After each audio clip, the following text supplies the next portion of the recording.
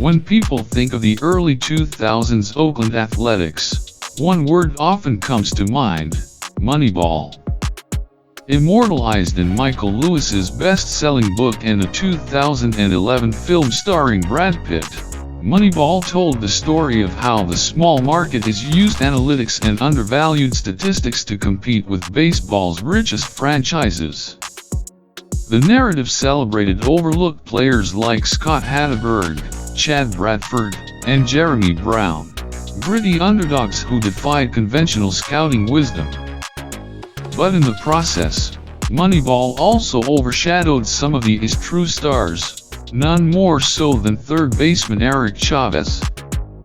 During the height of the Moneyball era, Eric Chavez was the kind of player any team would covet: a slick fielding, power-hitting third baseman with a smooth left-handed swing and gold glove defense.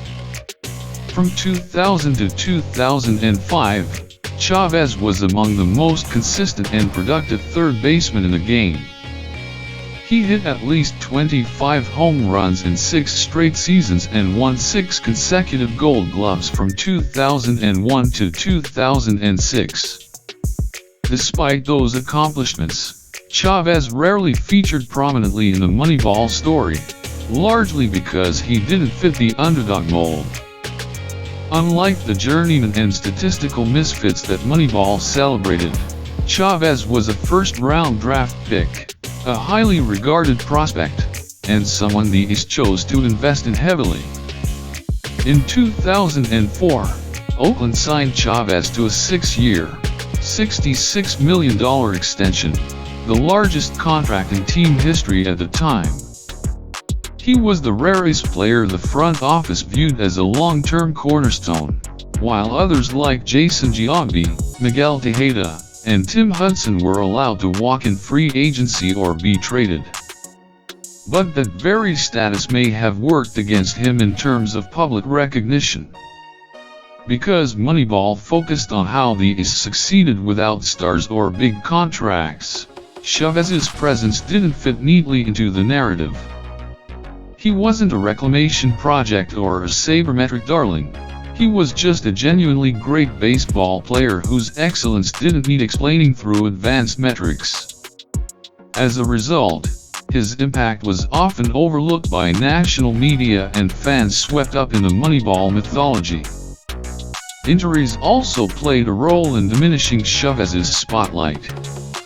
After signing his big extension, he began to suffer from recurring back and shoulder issues that sapped his power and limited his playing time. Though he continued to win Gold Gloves, his offensive production began to decline, and by the late 2000s, he was no longer the player he had been in his prime.